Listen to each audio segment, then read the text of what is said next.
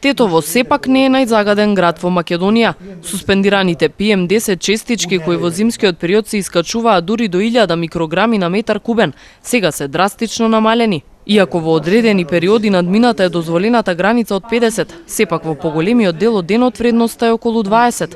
Намалувањето на штетните честички во воздухот е резултат на честите врнежи. Последните 5 години, јули месец, по однос на PM10 честички загадување имаме најдобри резултати. Тоа не значи дека немаме дневно надминување на граничните вредности од 50 микрограми на метар кубен, но затоа имаме и многу долги периоди каде што се под 50 микрограми на метар кубен.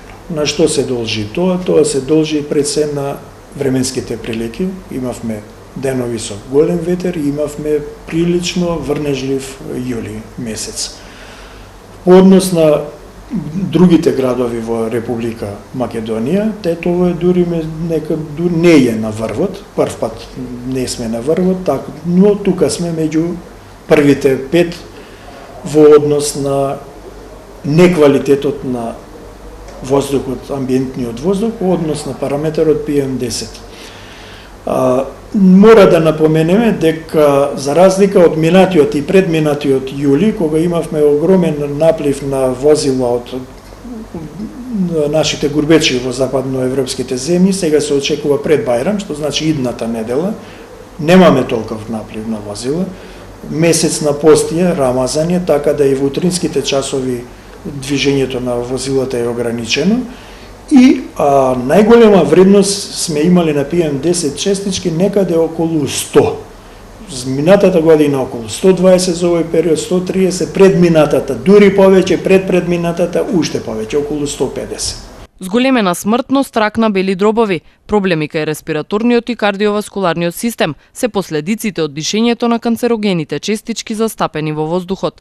Овие PM10 честички се честички со страотно голем домет. Значи, тие може да патуваат и 1000 километри. Во нивниот состав, од пред година ден нашата држава воведе на поедини места и мерење на PM2,5, значи уште помалки, кои се 70-60 до 70% пак се содржат во овие PM10. И тие дури затворен поминуваат преку затворен прозор. Значи, ризикот од ова перманентно загадување во Тетово по здравјето е голем. И ние како здравствени работници постојано апелираме и укажуваме на тоа надлежните мултидисциплинарно секој од свој домен да превземе мерки, не треба да измислуваме.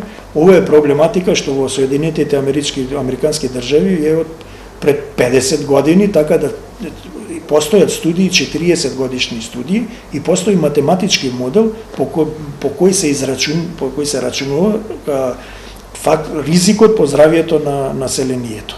Така да некаде до 5 од 1,7 до 5% морбидитетот на респираторни заболувања се зголемува токму од овие частички. Главни причинители на загаденоста на воздухот се густиот сообраќај, индустријата, отсуството на зеленило. Од Центарот за јавно здравје велат дека и грејењето на дрва на тетовските семејства во текот на зимскиот период беше главната причина за загаденоста на воздухот. Сега покачувањето на штетните честички најчесто произлегува од зголемувањето на фреквентноста на возилата во одредени периоди од денот.